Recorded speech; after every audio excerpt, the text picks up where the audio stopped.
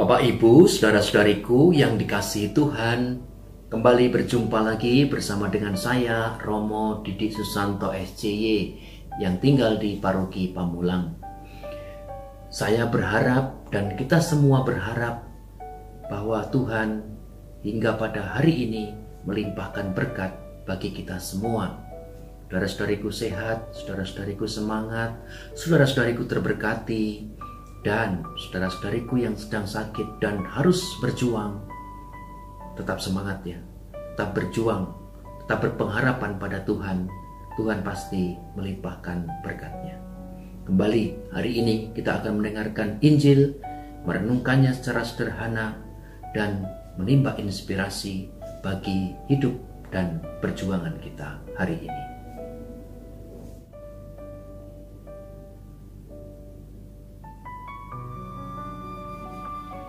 Saudara-saudariku yang dikasihi Tuhan, hari ini Senin 26 Juli 2021, peringatan wajib Santo Yoakim dan Santa Ana, orang tua Santa Perawan Maria. Kita akan mendengarkan Injil suci menurut Matius bab 13 ayat 16 sampai dengan 17. Sekali peristiwa Yesus berkata kepada murid-muridnya, "Berbahagialah matamu karena telah melihat, berbahagialah telingamu karena telah mendengar. Sebab aku berkata kepadamu, banyak nabi dan orang benar ingin melihat apa yang kamu lihat, tetapi tidak melihatnya, dan ingin mendengar apa yang kamu dengar, tetapi tidak mendengarnya." Demikianlah sabda Tuhan. Terpujilah Kristus. Saudara-saudariku, tadi kita sudah mendengar sabda Tuhan dalam Injil yang begitu singkat. Begitu singkat. Hari ini peringatan wajib Santo Yoakim dan Santa Ana, orang tua Santa Perawan Maria. Sabda Tuhan hari ini sangat-sangat singkat, dan di sana dikatakan, "Berbahagialah matamu karena telah melihat, berbahagialah telingamu karena telah mendengar.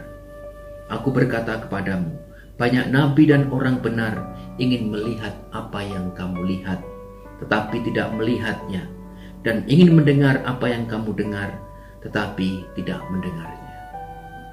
Saudara-saudariku, kutipan dari sabda Tuhan hari ini, di mana Yesus sungguh-sungguh ketika di puncak karirnya, katakanlah, Yesus lagi terkenal-terkenalnya, Yesus lagi dipuja-puja, bahkan orang-orang berbondong-bondong untuk mengikuti Yesus. Untuk apa?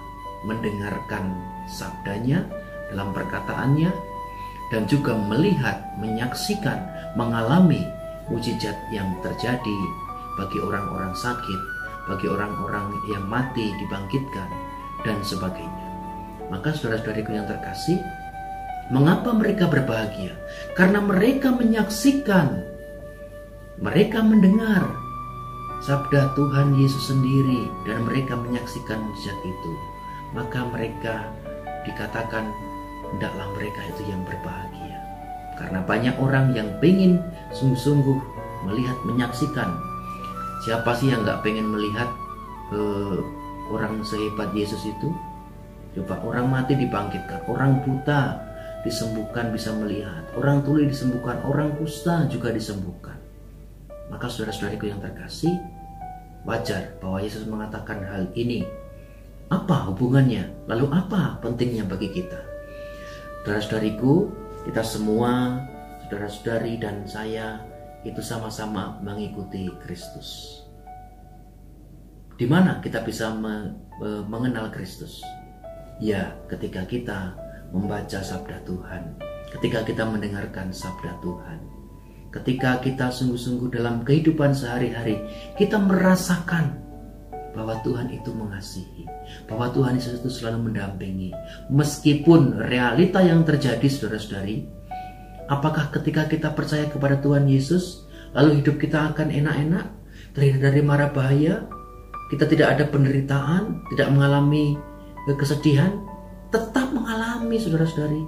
Tetapi ketika kita bersama dengan Tuhan Yesus dan menjadikan Tuhan Yesus sungguh-sungguh hadir, entah itu sabdanya yang kita baca atau kita dengar, kita resapkan dalam hati, atau mujizat setiap hari yang kita alami, harusnya itu bisa menguatkan kita ketika kita sedang lemah.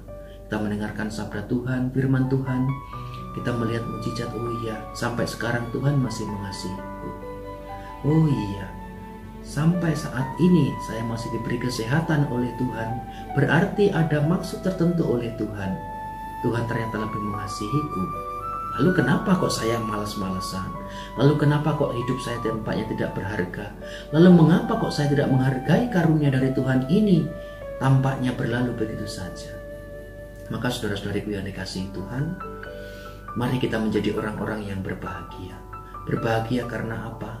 Berbahagia karena memang apa yang kita dengar tentang Yesus, tentang Kristus, itu hendaklah sungguh-sungguh juga masuk dalam hati kita, dan itu menjadi milik, dan itu kita resapkan dan kita wujudkan dalam tindakan yang nyata. Kemarin dalam minggu mujizat mengenai penggandaan roti, itu dari anak kecil yang memiliki 5 roti dan 2 ikan. Itulah partisipasi kita, partisipasi manusia untuk menghadirkan mujizat dalam kehidupannya. Tinggal Tuhan yang memberkati. Maka semua orang merasakan kebahagiaan, bukan hanya orang tertentu saja. Itu semua karena memang diberkati oleh Tuhan. Mari jadikan hidup kita, saudara-saudari, hidup penuh dengan berkat, hidup penuh dengan kebahagiaan karena Kristus yang menguatkan kita. Karena kita mendengarkan sabda Tuhan. Mungkin saudara-saudari rajin mendengarkan sabda Tuhan yang saya bacakan, atau dari tempat lain yang lebih menarik juga bagaimana pembahasan. Tetapi kalau itu sungguh-sungguh tidak diresapi dalam hati, ya akan keluar masuk telinga kiri, keluar dari telinga kanan.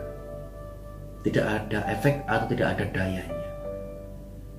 Juga sama, kita juga bisa menyaksikan begitu besar kebaikan Tuhan, entah bagi siapapun, bagi diri kita. Tetapi kalau kita tidak merasakan itu, sungguh-sungguh itu juga akan berlalu begitu saja.